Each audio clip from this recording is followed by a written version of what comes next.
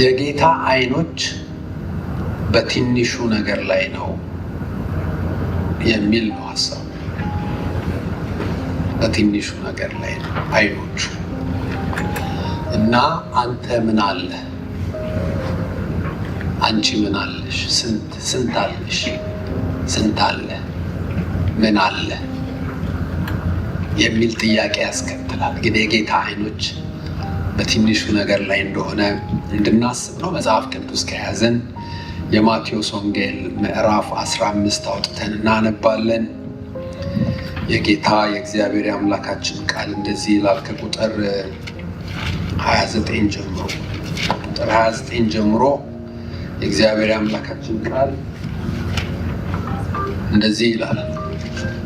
የማቴዎስ ወንጌል ምዕራፍ 15 ኢየሱስም ከዚያ አልፎ ወደ ገሊላ ባህር አጠገብ መጣ። ወደ ተራራም ወጥቶ በዚያ ተቀመጠ። ብዙ ሕዝብም አንካሶችን፣ ዕውሮችንም፣ ዲዳዎችንም፣ ጉንድሾችንም ሌሎችንም ብዙ ይዘው ወደ እርሱ ቀረቡ። በኢየሱስም እግር አጠገብ ጣሏቸው፣ ፈወሳቸው።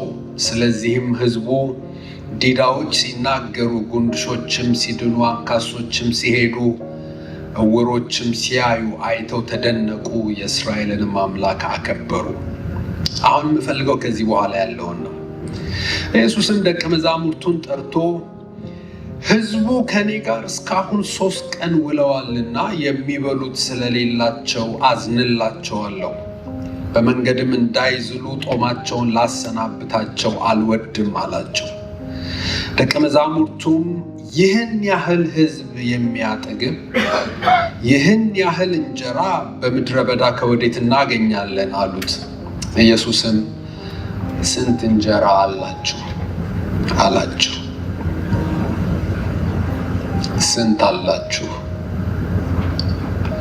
እነርሱም 7 ጥቂትም ትንሽ ዓሣ አሉት። ሕዝቡም በምድር ላይ እንዲቀመጡ አዘዘ።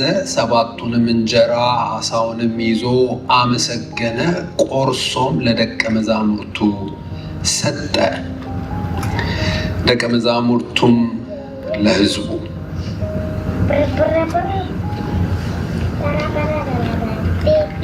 ሁሉም በሉና ጠገቡ። የተረፈውንም ቁርስራሽ 7 ቅርጫት ሙሉ አነሱ። የበሉትም ከሴቶችና ከልጆች በቀር 4000 ወንዶች ነበሩ። ሕዝቡንም ካሰናበተ በኋላ ወደ ታንኳይቱ ገብቶ ወደ መግዶል አገር መጣ። በመካከለኛው ምስራቅ በፓለስታይን ይሄ ቃል ውስጥ በተጠቀሰው ታሪክ ጊዜ ላይ አንድ ነገር ሆነ።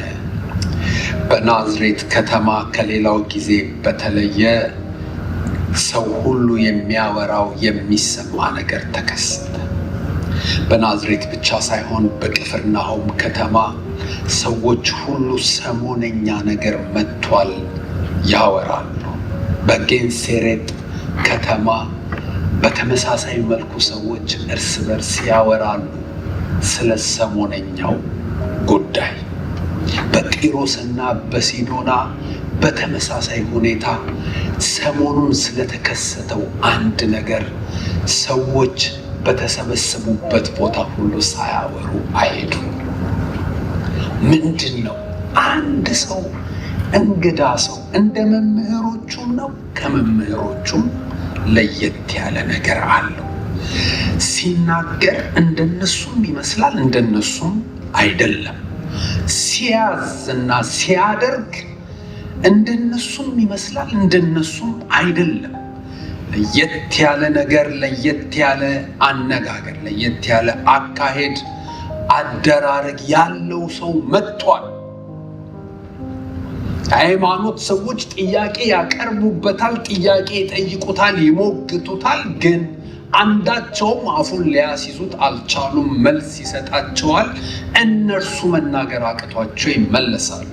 በጣም ብዙ የታመሙ ሰዎች፣ ጉንድሾች፣ አይነ ስውሮች፣ የተለያየ እንከን ያለባቸው አካል ጉዳተኞች ወደ እርሱ ይመጣሉ፣ ይፈወሳሉ፣ አንድም ሳይቀር። ሲያስተምር በስልጣን ነው። አስደናቂ ነገሮችን፣ ሚስጥሮችን ይገልጣል። ማንም እንደሱ ሲያስተምርና ሲናገር አልሰማንም። አንተ ነበርክ? አይተኸዋል? አዎ ነበርኩ። ባለፈው ጊዜ እዛ ከተማ ነበርኩኝ፣ ሄጃለሁ። ይሄንን ጉዳይ የማያወራ ሰው የለም። ስለዚህ ያለ ፖስተር፣ ያለ አድቨርታይዝመንት፣ ኮሜርሻል ማስታወቂያ ብዙ ሰዎች ይሄንን እየሰሙ ይሄንን ታላቅ መምህር ለማየትና ለማግኘት ከአፉ የሚወጣውን ቃል ለመስማት የእግዚአብሔር ነገር ሲገለጥ ለማየትና ለመለማመድ ፈልገው ይሄንን ነገር ሰምተው ብቻ እሱን ለማግኘት ለማየት አለ ወደሚባልበት ቦታ መሰብሰብ ጀመሩ። እኛ ከተማውን ፕሮግራም ሲደረግን ያለውበት ከተማን የምኖርበት አዲስ አበባ እና በሌሎችም ክፍለ ሀገሮች እንደ አይሱዙ ወይም ፒክአፕ መኪና ይከራዩና በጣም ትልልቅ ብዙ ዋት ያላቸው ስፒከሮች ያደርጉና በዚህ ቦታ ፕሮግራም አለ እንዳትቀሩ እያሉ ማስታወቂያ እየተናገሩ ይሄዳሉ። ክርስቲያኖችም ክርስቲያን ያልሆኑትም ሁሉም ሰው ህዝብ እንዲሰበሰብለት በጣም ብዙ ጥረት ያደርጋል። ይሄ ሰው ምንም ሳይናገር ምንም ሳያደርግ ሌላ ነገር ጥረት ሳያደርግ ብዙ ሰዎች ሊሰሙት እና ሊያዩት ከየአቅጣጫው ከየከተማው ተሰብስበው እዚህ ቦታ ላይ አሁን ሳነብ እንደሰማችሁት ከ4000 ሰው በላይ ተሰብስበው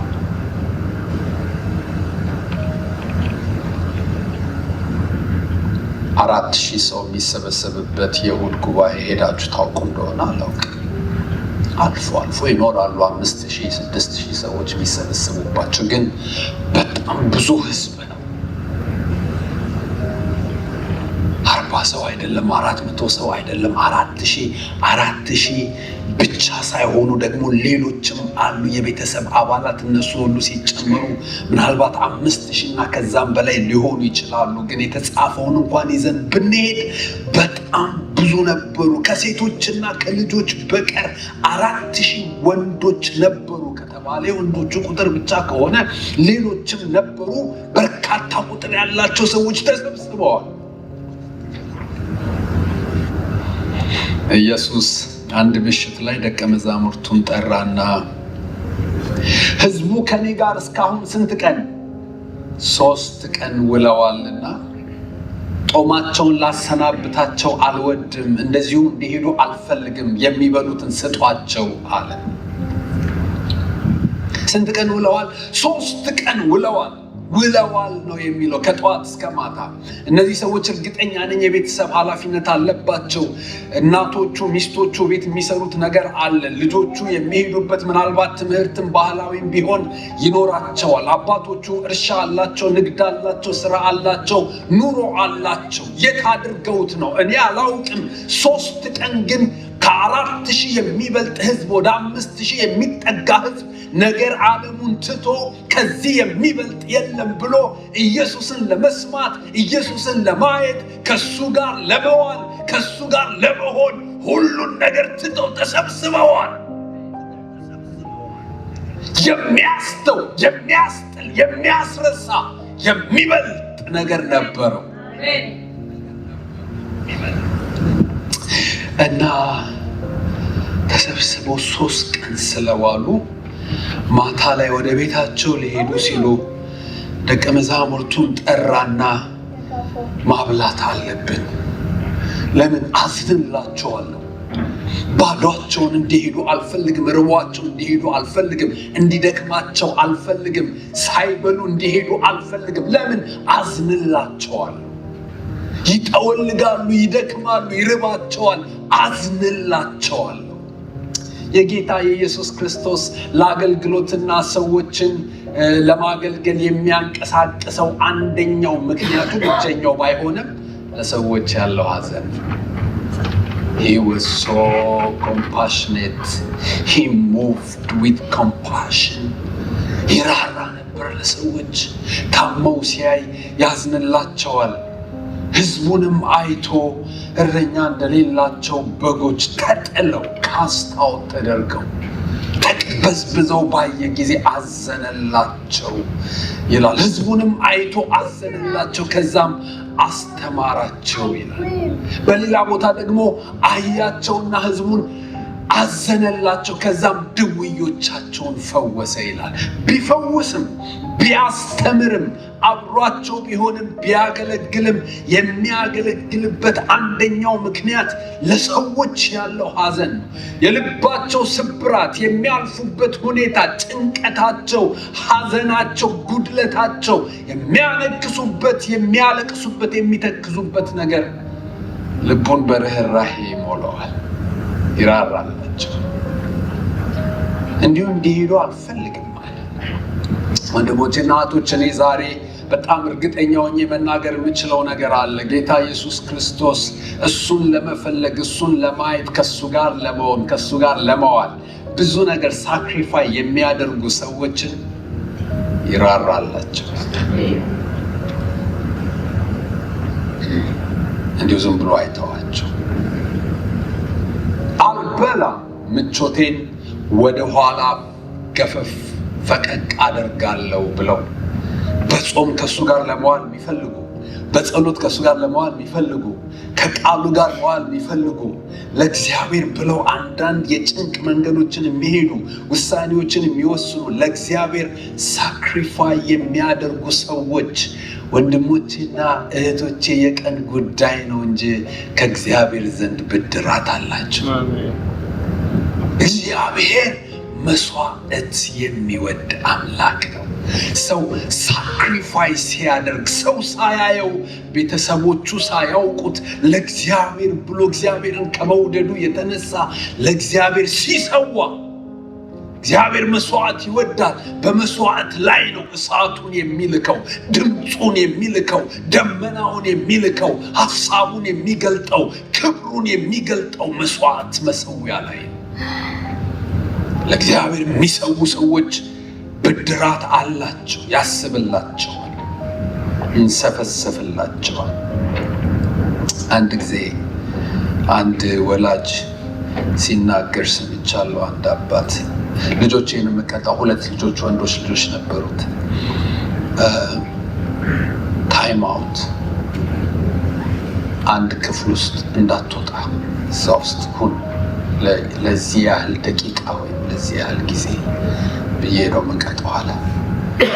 2ቱም አጠፉና አንድ ክፍል ወደ ሊመሻሻ አካባቢ ነው፣ ሌት አፍተርኑን ግቡ አልኳቸዋል።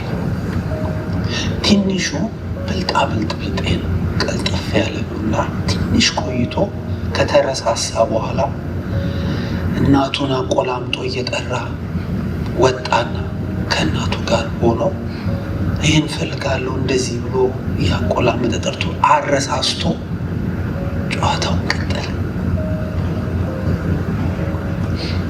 እየመሸ መጣና እራት የሚበላበት ሰዓት ላይ ኑ ልጆች እራት ቀርቧል በሉ እንብላ ብለው እንደ ቤተሰብ ሲሰበሰቡ የአንደኛው ልጅ ድምፅ የለም። ከዛ አባትየው ትዝ ሲለው ለካ እዛ ተቀመጥ ተብሎ ተረስቷል። ረስቶታል። ናውጣ ማለት ነበረበት። ሲሄድ እዛ ቁጭ ብሏል። ልቤ ተንሰፈሰፈ አለ። ልቤ በርህራሄ ተንሰፈሰፈ አለ።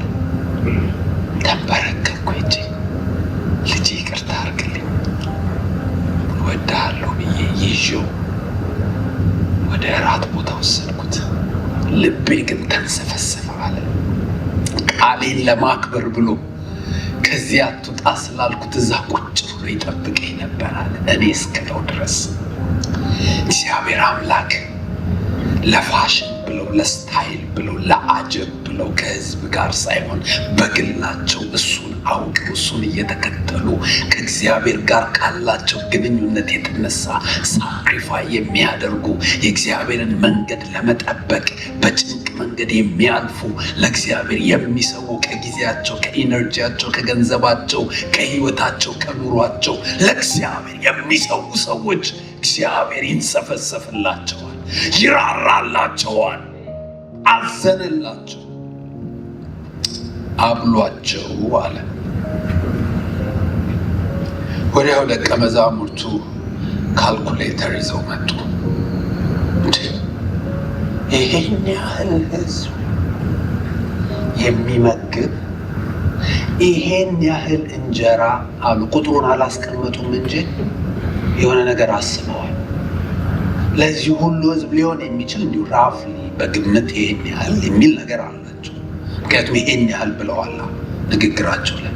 ይሄን ሁሉ ህዝብ የሚመግብ ይሄን ያህል እንጀራ ከየት እናመጣለን? በዚህ ምሽት ሱቅስ ከፍት ቢሆን ገንዘቡ ከየት ይመጣል? አይቻልም። ከወዴት እናገኛለን አሉ። እነሱ የሚያስቡት የሌላቸውን ነገር ነው። የሌላቸውን ነገር ነው የሚያስቡት። ከዛ እሱ እንደዚህ አላቸው። ኢየሱስም ስንት እንጀራ አላችሁ አላቸው። የሌላችሁን ብዙ ነገር ተዉትና ያላችሁ ስንት ነው አላቸው። ይሄንን እንድትይዙ ትፈልጋለሁ። ካልኩሌተር ይዘው ካልኩሌት ሲያደርጉ አንድ ሰው አንድ እንጀራ ቢበላ 4000-5000 አካባቢ እንደው አንድ ለሁለት ይብሉ ብንል እንደዚህ እያደረጉ ይህን ያህል እንጀራ ከየት እናመጣለን ብለዋል። በጣም ያስጨነቃቸው ነገር የሌላቸው ነገር ነው። የሌላቸውን ትልቅ ነገር እያሰቡ ነው። እጃቸው ላይ የሌለ ትልቅ ነገር እያሰቡ ነው። ስለዚህ ተጨንቀዋል። ስለዚህ ባዶነት ተሰምቷቸዋል። ስለዚህ አለመቻል ተሰምቷቸዋል። የሌላቸውን ትልቅ ነገር እያሰቡ ትንሽነት ተሰምቷቸዋል። ጉድለት ተሰምቷቸዋል። አለመቻል ተሰምቷቸዋል። ውስንነት ተሰምቷቸዋል። መገደብ ተሰምቷቸዋል። ተጭኗቸዋል። ለምን? የሌላቸውን ትልቅ ነገር እያሰቡ። እሱ ደግሞ ወዲያው ከዚህ አስተሳሰባቸው የሌላቸውን ነገር ከማሰብ ከመጨነቅ ከመወጠር በቀጥታ ወስዶ ልባቸውን ትኩረታቸውን ያላቸው ነገር ላይ ማድረግ ፈልገዋል። ያላቸው እሱን ተዉትና አሁን ስለሌላችሁ ማሰብ ተዉና ያላችሁ ምንድን ነው? ስንት አላችሁ? ያላችሁ ላይ ትንሽ ሊሆን ይችላል። ትኩረት አልሰጣችሁት ሊሆን ይችላል። ይሆናል ብላችሁ አላሰባችሁት ሊሆን ይችላል። ፈጽሞ ልባችሁን ያልጣላችሁበት ነገር ሊሆን ይችላል። ግን የኔ ልብ ያለው እሱ ላይ ነው። የእናንተም ልብ እንዲሆን የምፈልገው እሱ ላይ ነው። ስንት አላችሁ? ምን አላችሁ? እጅ ላይ ምን አለ? እጅሽ ላይ ምን አለ? ልብህ ላይ ምን አለ? መንፈስ ላይ ምን አለ? አሁን አንተ ጋር ምን አለ? ወዳላቸው ነገር ትኩረታቸውን ሳበው። ወዳላቸው ነገር ልባቸውን ሲስበው እናያለን። እዩ። እነሱ ግን ያላቸው ነገር ላይ ልባቸውን መጣል እንዳልፈለጉ ሲጋፉ፣ ያስተሳሰብ ፍልሚያ ነው የምታዩት። ሲጋፉ ታያላችሁ። እሱን ራሱ ተስፋ ሊያስቆርጡት፣ አይ ጌታው እሱን እንኳን አታንሳው፣ ስላለን ነገር አታወራ፣ ብዙም አታስብ፣ ብዙ ልብ የሚጣልበት አይደለም። ለምን? 7 ጥቂትም ትንሽ ዓሣ አሉት። የአንድን ነገር አናሳነት ለመግለጽ የምንጠቀምበትን ቃል ኦልሞስት ተጠቅመውበታል። ትንሽ፣ ጥቂት እያሉ ያዳክሙታል። እሱማ በቃ አይሆንም፣ እንደዛ ከሆነማ አይሆንም። እንዲህ አይነት ነገር ነው። እነሱ ተስፋ ቆርጠውበታል። እነሱ አላሰቡትም። እነሱ ይሆናል ብለው አልገመቱም በፍጹም። ስለዚህ ለሱም ደግሞ እሱን ኮንሲደር እንዳያደርግ፣ እሱን እንዳያስብ፣ እንደ መፍትሄ እንዳያስበው የሚያደርግ መልስ ነው የሰጡት። ጥቂት ትንሽ ዓሣ። ሌላው ትርጉም ምን ይላል? ትንንሽ ዓሦች ይላል። 7 ጥቂትም ትንሽ ዓሣ። ዓሦቹ ዓሣ ብቻ አይደሉም፣ ስሞል ፊሽስ ነው። አሳ ስንልህ ትልልቅ እንዳይመስልህ። አሶቹ they are small fishes። አሁን ከዚህ ከ4000 ሰው ጋር አብረን ለመፍትሄ የምታስባቸው ነገር አይደለም ነው የሚሉት። ሌሎቹ ትርጉሞች ሄዳችሁ ስታዩ አላሰቧቸውም፣ ልባቸውን አልጣሉባቸውም። ግን አሉ። አዎ 7ማ አለ፣ 7 እንጀራ አለ፣ ጥቂትም ደግሞ አሶች በጣም ትንንሾቹ አሉ። እነሱ ካሉ ህዝቡን እንዲቀመጡ እዘዙ። we got enough, we got more than enough። አለ። ይሄ አላችሁ። ልባችሁን ባጥሉበትም ትንሽ አላችሁ። ይሆናል ብላችሁ ባታስቡም ትንሽ አላችሁ። አሁን ህዝቡን እንዲቀመጡ እዘዙ አላቸው። ተቀመጡ ይላችኋል መምህሩ። እራት በልታችሁ ትሄዳላችሁ። አረ አይገባም፣ አይገባም፣ አይገባም። አትሄዱም እንዴ? አሁን የራት ሰዓት ነው፣ የራት ሰዓት ነው። መምህሩ ተቀመጡ ብሏል። አስቀመጧቸው።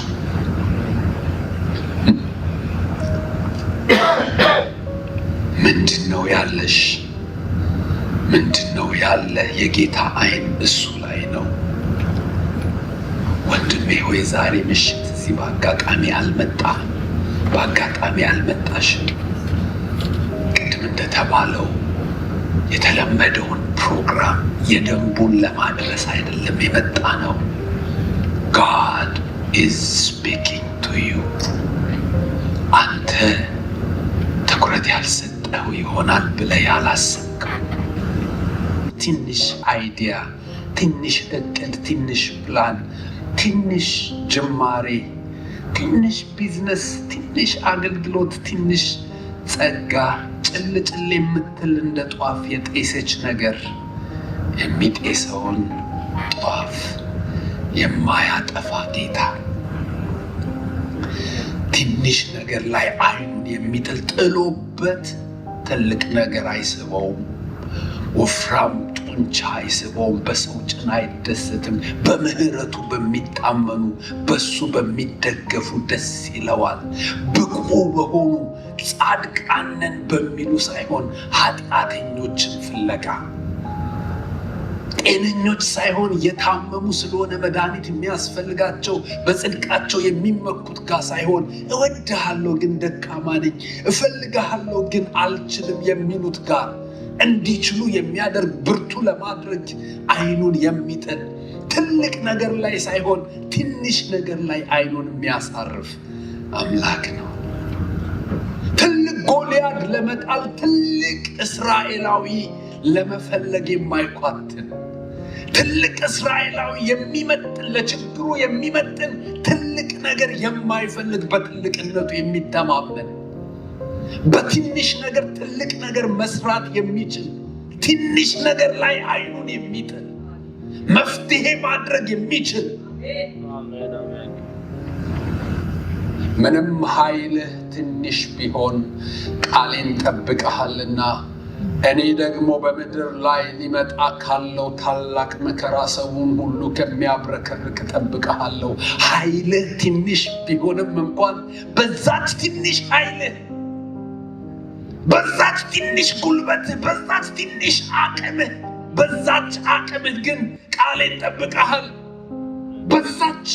በዛች ተንቀሳቅሰሃል፣ በዛች ኖረሃል። አይቻለሁ። ትንሽ ነገር ላይ አይኑ የሚያርፍ ትንሽ ነገር ወደ ትልቅ መፍትሄነት የሚቀይር ጌታ። ኤልያስ 3 ዓመት ድርቅ ከሆነ በኋላ ሰው ሁሉ ተጨንቆ ያለ ውሃ ጠፍቶ አሁን ውሃ መምጣት አለበት ብሎ አሰበና በጌታ ፊት ተንበርክኮ ግንባሩን በጭንቅላቱ መሃል ተቀብሮ ነው የሚለው። ይሄን ነገር እንዴት ቤት ሞክሩት፣ እዚህ እንዳትሞክሩት። ከዛ ደግሞ በግንባሩ ተደፍቶ ይላል። እኔ በጣም የሚጾም የሚጸልይ ቀጭን ሰው ነበረ መሰለኝ፣ ወይም አመጋገቡ ይሁን ወይም ተፈጥሮ። ግን ግንባሩን ጉልበቱ መሃል መቅበር፣ ከዛም ደግሞ በግንባሩ መደፋት የቻለ ሰው ነው። ተደፍቶ ከጸለየ በኋላ ሎሌውን እስኪ ሄደ ቼክ አድርጋለሁ። ሄዶ ሲያይ ምንም የለም አለ። እሺ እቀጥላለሁ፣ ምንም ባይኖርም እቀጥላለሁ፣ ምንም ባይኖርም እቀጥላለሁ አለና መጸለዩን ቀጥል። እንደገና ሂድ አለው። ምንም የሚሰማው ሪፖርት እንዲጸልይ የሚያደርገው አይደለም፣ እንዲቀጥል የሚያደርገው አይደለም። ግን እቀጥላለሁ አለ። አሁንም ደግሞ ተደፍቶ ጸልዮ ሂድ ሲለው በሶስተኛው መጣና፣ በስንተኛው ጊዜ እንደሆነ አላስታውስም፣ ብቻ መጣና የለም። ግን የሆነ እጅ የምታህል ደመና ነገር ስትወጣ ነገር አይቻለሁ። ሰማያዊ ትንሽ ደመና ጠቆር ያለች በቃ አለ ተገኝቷል። ትንሽ ደመና ብዙ ውሃ ትሆናለች፣ ምድርን የምታጥለቀልቅ ትሆናለች፣ ውሽንፍሩ ታላቅ ይሆናል። አሁን የሚያስፈልገን ብዙ ሳይሆን ጥቂት ደመና ነው አለ። የሚያስፈልገው ብዙ ነገር አይደለም። በብዙ ነገር መጣወቅ፣ በብዙ ነገር መጨነቅ፣ በብዙ ነገር መብከንከን ለነ ማርታ ነው። የሚያስፈልገው አንድ ወይም ጥቂት ነገር ነው። እሱ የገባቸው ሰዎች በጥቂት ነገር እግዚአብሔር ትልቅ ነገር እንደሚሰራ ገብቷቸዋል። እግዚአብሔር አምላክ በትንሽ ነገር ይሰራል። እኔ በምድር ላይ ረሃብን ጠርቻለሁና አንተ ግን የኔ ባሪያ ነህ፣ በዓላማ የተጠራህ ነህና ምድር ሁሉ ድርቅ ቢሆን አንተ ጋር ድርቅ ሊሆን አይችልም። ወደ ኮራት ፈፋ ሂድና በዚያ ካለው ውሃ ተጠቀም። ደግሞ ምግብ እንዲሰጡ ቁራዎችን አዝዣለሁ፣ ይመግቡሃል። በእግዚአብሔር ሀሳብ የሚሄዱ ሰዎች በአገር ኢኮኖሚና በአገር ዋጋ ኑሯቸውን ማስላት የሌለባቸው። ምክንያት እግዚአብሔር አምላክ በፈቃዱ ያሉትን ሰዎች የሚመራበት የራሱ መንገድ የራሱ ፕሮቪዥን ስላለ ነው። እንደሌላው ሰው ሊያስቡ አይችሉም። እነሱ እንደሌላው ሰው ሊያሰሉ አይችሉም። በረሃብ ዘመን ይጠግባሉ ተብሎ ተጽፏል። እና ኤልያስ በጣም ብዙ ሰዎች በተጨነቁበት ጊዜ ቁራዎች እየመጡ ስጋ ይሰጡት ነበር፣ ይመገብ ነበር። ከዛ እሱ ሲያልቅ ደግሞ ወደ ሰራብቷ መበለት ሄደ። ከእሷ ጋር ተገናኙ። ውሃ ስጭኝ አለት። ውሃ ችግር የለም አመጣልሃለሁ። ከእሱ ጋር ደግሞ ትንሽ እንጎቻ ታመጪልኝ። ወይ እሱን አልችልም፣ ምክንያቱስ ጥቂት ዱቄት ለዛሬ ብቻ የምትሆን እና ደግሞ ጥቂት ዘይት ለዛሬ ብቻ የምትሆን፣ እሱን ከልጄ ጋር ዛሬ ራት ፕሮግራም አውጥተንላታል። እሱን በልተን ከዛ በኋላ እንሞታለን ብለን አስበናል። በቃ እሷን ለእኔ አምጪልኝ። እሷ ጋር ሚስጥር አለ፣ እሷ ጋር መፍትሄ አለ፣ እሷ ጋር የእግዚአብሔር ዓይን አለ፣ እሷ ጋር የእግዚአብሔር አደራረግ አለ፣ የእግዚአብሔር አሰራር አለ። እሷ ጥቂቷ ላይ በጣም ብዙ ነገር ይሆናል። በእሷ ምክንያት፣ በዛች ትንሽ ዱቄት ምክንያት በትክክለኛው መንገድ ስለተያዘች፣ በትክክለኛው ቦታ ስለሆነች፣ በእግዚአብሔር እጅ ላይ ስለተጣለች፣ ከዛ የተነሳ እዛ ቤት ውስጥ ዘይት ሳይጎድል ዱቄትም ሳያልቅ የረሃብ ዘመኑ አለቀ። የእግዚአብሔር ዓይኖች በጥቂት ነገር ላይ ናቸው።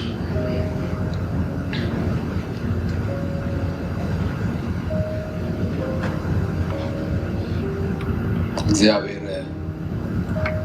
ይህንን ሁሉ ዓለም በሰው የሞላው እንዴት እንደሆነ አስባችሁ ታውቃላችሁ? በእኛ ዘመን አሁን ወደ 7 ቢሊዮን ወይም ከዛ ትንሽ ፈቀቅ ያለ ሰው ይኖራል። በሌሎቹ ትውልዶች ሁሉ ይሄ ሁሉ ሰው እንዴት እንደመጣ አስባችሁ ታውቃላችሁ? ከስንት ሰው እንደመጣ እግዚአብሔር ጭቃ እየተፈጠፈ ኡፍ እያለ እንደ ፋብሪካ እየተፈጠፈ ኡፍ አንተ እዛ ወደ እስያ ሂድ፣ እየተፈጠፈ ሂድ ወደ አፍሪካ እያለ ሲተፈጥፍ ነው የኖረው። አይደለም። አንድ ሰው ነው፣ አንድ ጭቃን የተፈጠረው። ይሄ ሁሉ ምድርን ሁሉ የሞላው ህዝብ የመጣው ከአንድ ሰው ነው። አጠገቡ ያለችው ሴት እንኳን የመጣችው ከሰውየው ነው እንጂ ሌላ ጭቃ አልተፈጠፈም። ከጎኑ አጥንት ወስዶ ነው የሰራው። ምድርን ሁሉ የሞላው ይሄ ሁሉ ሰው የመጣው ከአንድ ሰው ነው።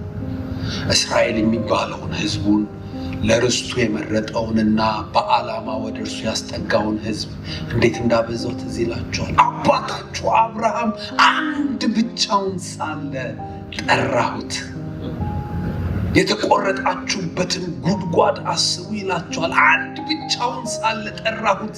ልጅ የሌለው እስከ ሽምግልናው ድረስ ልጅ የሌለው አንድ ሰው ግን ከሱ ውስጥ የሚወጣው ዘር እንደ ምድር አሸዋ እንደ ሰማይ ከዋክብት በዛ። ቢገሏቸው የማይጠፉ፣ ቢያጠፏቸው የማይጠፉ፣ ቢጨቁኗቸው የማይጠፉ፣ ቢያስጨንቋቸው የማይጠፉ፣ ባስጨነቋቸው መጠን የሚበዙ የሚጸኑ። ለምን? ተነግሯቸዋልና፣ ጥቂቱን አበዛዋለሁ ብሏልና። ብዙ ትልልቅ ሰዎች እያሉ በትውልዱ ትንሹ ዮሴፍ ላይ አይኑ ያረፈው፣ በጣም ትላልቆች እያሉ ታላላቅ ወንድሞቹ እያሉ ትንሹ ዳዊት ላይ አይኑ ያረፈው፣ ካህናቱ ምኩራቡንና የሃይማኖት ተቋሙን ተቆጣጥረው እያለ አንዲት ሳምራዊት ሴት ፍለጋ ያዕቆብ ጉድጓድ አጠገብ የሚሄድ አንድ ሰው ኒቆዲሞስ የሚባል ሰው ለማናገር በሌሊት ነቅቶ ትኩረት ሰጥቶ በሌሊት እሱ ጋር ሲመጣ በእንቅልፍ ሰዓት ትመጣለህ፣ ሰው በቤቱ አይተኛበትም፣ ለምን ትረብሸኛለህ፣ ቀን አትመጣም ሳይለው ትኩረት ሰጥቶ ለአንድ ሰው ግድ የሚለው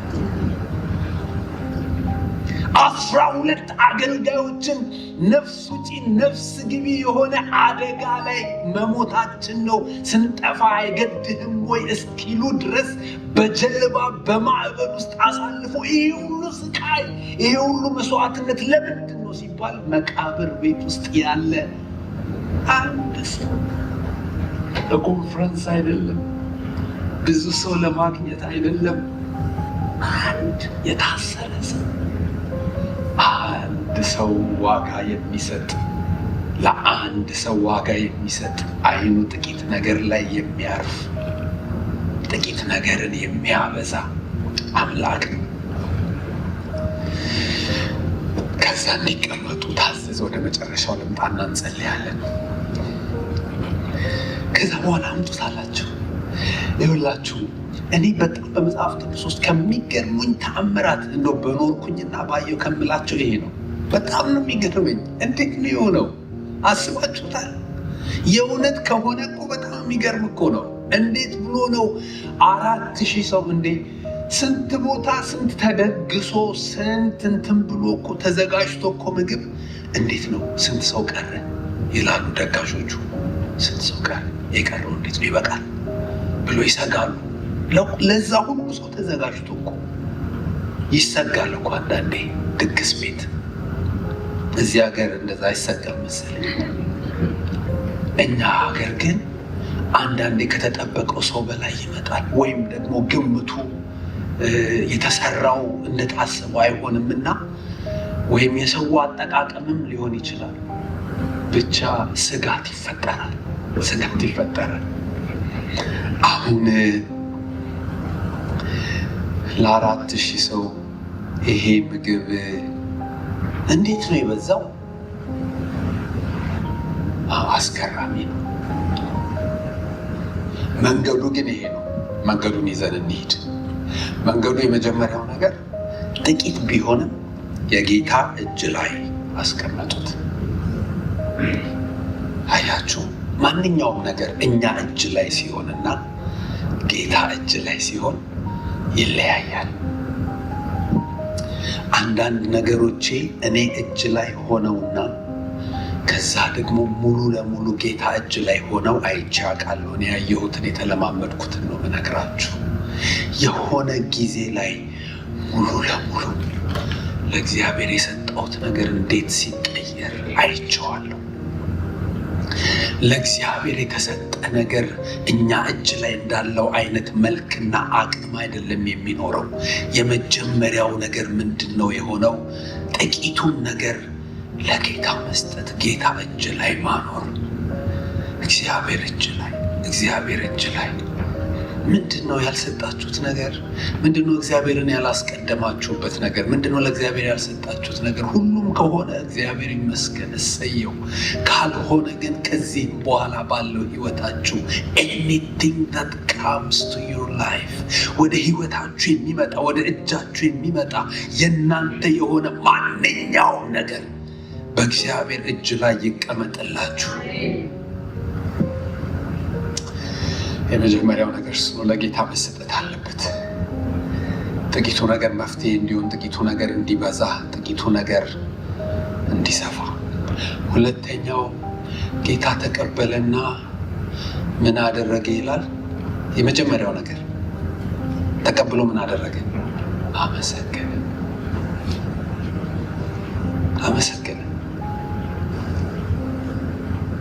4000 ሰው እዛ ጋር ተቀምጡ ብሎ አስቀምጧል። እዛው ፊት ለፊቱ 4000 ሰው ተቀምጧል። እጁ ላይ ያለው ጥቂት ትንንሽ አሶች 7 እንጀራና ጥቂት አሶች ናቸው። እና እነሱን ይዞ ህዝቡን እያየ ብርድ አይላችሁ? እኔ መሆን ምንድን ነው መሆነው? እና ጸሎቱ ራሱ ከሁኔታው የተነሳ የሚቃኝ በዛ ሁኔታ የሚቀየር ይመስለኛልና የዛሬን እንዳታሳፍረኝ፣ ከጉድ አውጣኝ። ምን እንደሚባል አውቀዋለሁ። ነገ ጠዋት ሄድላይን ኒውስ ህዝብ ሰብስቦ አበላለሁ ብሎ ምናምን እንደሚባል አውቀዋለሁ። ከጉድ አውጣኝ የሚል የጭንቅ ጸሎት አይደለም የጸለየው። He was just praising his father። አመሰገነ ነው የሚለው። እኔ ማለቁ መጽሐፍ ቅዱስ እነዛን ይዞ አመሰገነ ይለኛል።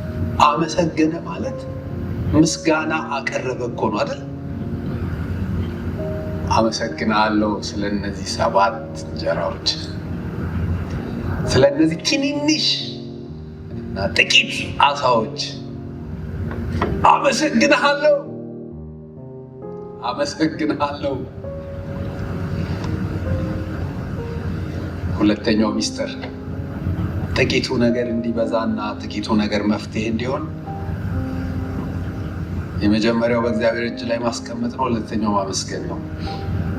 መጽሐፌን ሳነብ የመጨረሻው ዘመን ሰዎች 2ኛ ጢሞቴዎስ ምዕራፍ 3 አንደኛው ባህሪያቸው የማያመሰግኑ ናቸው። ብዙ ነገር ኖሯቸው እንኳን የማያመሰግኑ ናቸው። እኔ ድሮ ሲመስለኝ ሰዎች እንደምንም ብለው ወደ ምዕራቡ ዓለም ከመጡ እንደው 100% ባይሆን ወደ 95ቱ ጥያቄ ተገረሰሰ። ጥቂት ነች 5ቷ ምንም አይደለም ይመስለኝ ነበር። ጥያቄዎች በዝተው ነው ያየሁት።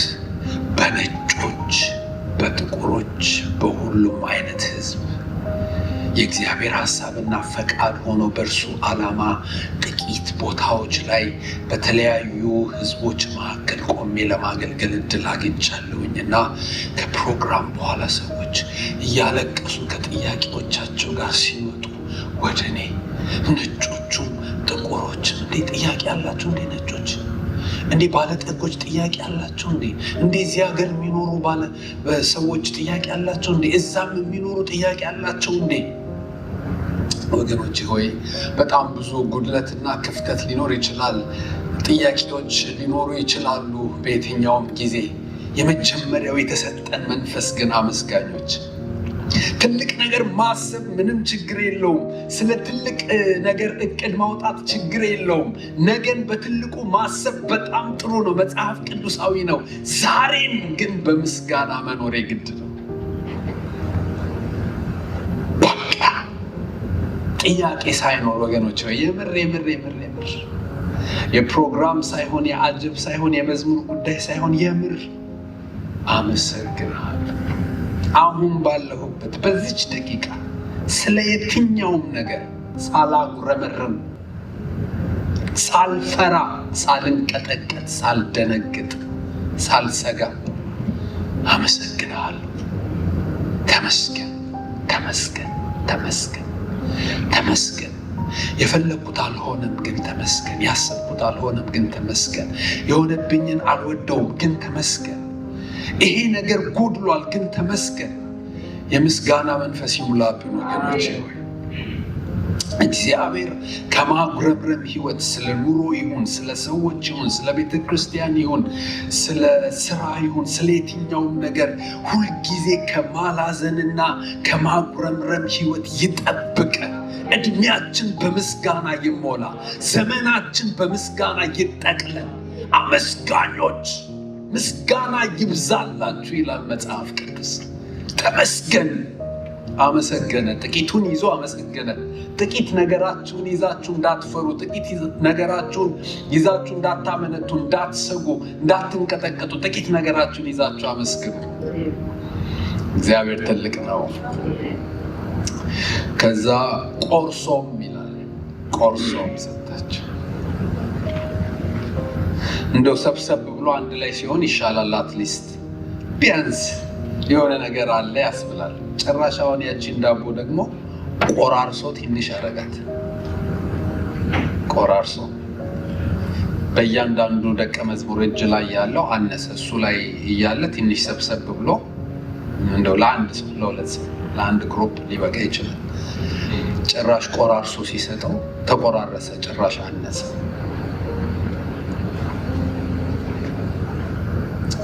የጌታ መቆራረስ ግን ለመብዛት ነው።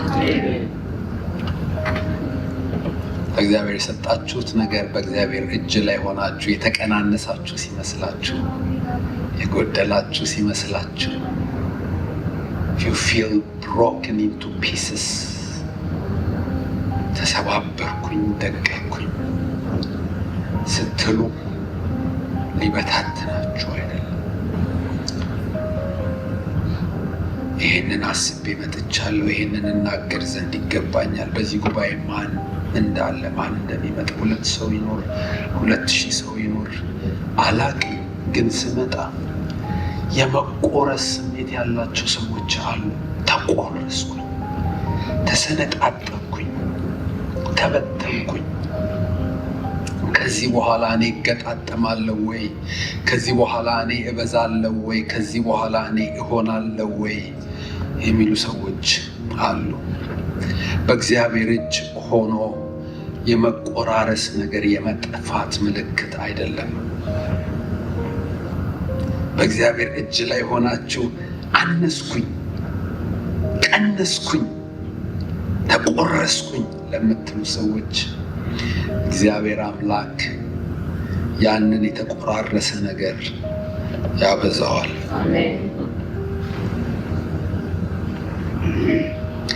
There is no breakthrough without brokenness. There is no breakthrough without brokenness. በመሰበር ውስጥ ነው መስበር ያለው። በመድቀቅ ውስጥ ነው ማሸነፍ ያለው። አብዝቶ ያፈራ ዘንድ ምን ያደረገው? እንዲያፈራ ነው የሚፈልገው። ቅርንጫፉ እንዲያድግ ነው፣ ባለው ላይ እንዲጨምር ነው እንጂ እንዲቀነስ አይደለም። ግን ይቆርጠዋል፣ ይቀናንሰዋል። ለምን? አብዝቶ እንዲያፈራ፣ አብዝቶ እንዲያፈራ። ሰላማችን ይበዛ ዘንድ፣ ደስታችን ይበዛ ዘንድ፣ ኃይላችን ይበዛ ዘንድ፣ ማስተዋላችን ይበዛ ዘንድ፣ በረከታችን ይበዛ ዘንድ፣ ህይወት ይበዛልን ዘንድ መቀነስ፣ መቆረስ ሊኖር ይችላል። ከዛ በኋላ የምናየው አራተኛው ነገር የመጨረሻው እምነት ነው።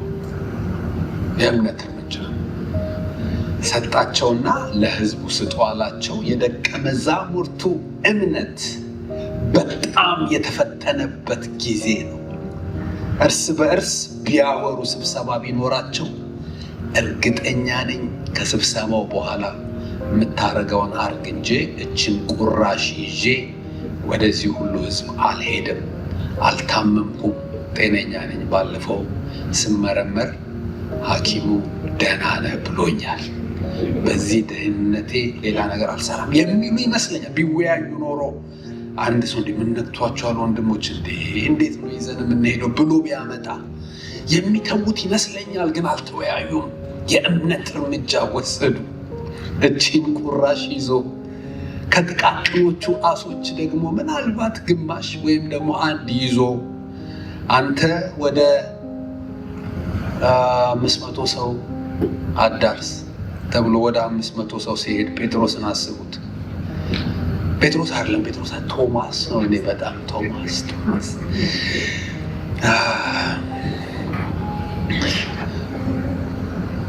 It takes faith. It takes faith. እምነት ይጠይቃል። የእምነት እርምጃ ያችን ጥቂት ነገር ይዘሽ እኔ አልችልም፣ እኔ ላደርገው አልችልም፣ እኔ ሊሆንልኝ አልችልም፣ እኔ ሊሳካልኝ አልችልም ከሚል ፍርሃት ወጥተህ እግዚአብሔር ይችላል፣ እግዚአብሔር ከኔ ጋር ነው፣ ተአምራት ማድረግ የሚችል ብቻውን ተአምራት የሚያደርግ የገዛ ክንዱ መድኃኒት የሚያመጣለት በማንም ክንድ የማይደገፍ ማንንም ተስፋ የማያደርግ የፖለቲካ አማካሪ የሌለው የኢኮኖሚ አማካሪ የሌለው ያሰበውን የሚናገር የሚናገረውን የሚያደርግ እጁን የሚከለክላት የሌለ ትልቅ አምላክ ከኔ ጋር ነው፣ ይህንን ያበዛዋል፣ ያሳካልኛል፣ ይሆናል፣ ያደርጋል የሚል እምነት ያስፈልጋል። በእምነት ተራመዱና አላሳፈራቸው። ጴጥሮስም አላፈረም፣ ቶማስም አላፈረም፣ ሌሎቹም አላፈሩም። እያንዳንዳቸው በሄዱ ጊዜ አያልቅም። እዛች ጋር ነው እኔ መሆን የፈለግኩት። ከአንዳቸው ጋር ከ12ቱ ከአንዱ ጋር ሄጄ ሲያቀብሉ እንዴት እንደተዳረሰ ማየት ፈልግ ነበር። እንዴት ተዳረሰ? እንዴት ነው የበዛው? ግን አይሆንም ብሎ ቢያስቀምጠው እንደዛው ነው የሚኖር። ያቺ ቁራሽ ዳቦ እና ትንሽ አሳ እንደዛው ነው የምትኖረው። እንደዛው እንዳይኖር የእምነት እርምጃ ያስፈልግ ነበር። ህዝቡም ሁሉ ጠገቡ፣ ተረፋቸው። አንተ ጋር ያለው ጥቂት ነገር ላይ ጌታ አይኑን ጥሏል።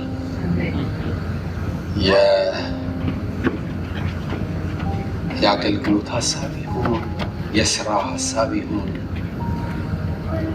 ፕሮጀክት ይሁን፣ እቅድ ይሁን፣ በቤት ውስጥ ያለ የቤተሰብ ጉዳይ ይሁን፣ የልጅ ጉዳይ ይሁን፣ አንድ ጥቂት ነገር ይሄ ለዚህ ደርሳል ብለህ ያላሰብከው ነገር የእግዚአብሔር አይን አይቶታል። እሱን ሊያበዛው ነው፣ እሱን መፍትሄ ሊያደርገው። አሜን። እንጸልይ።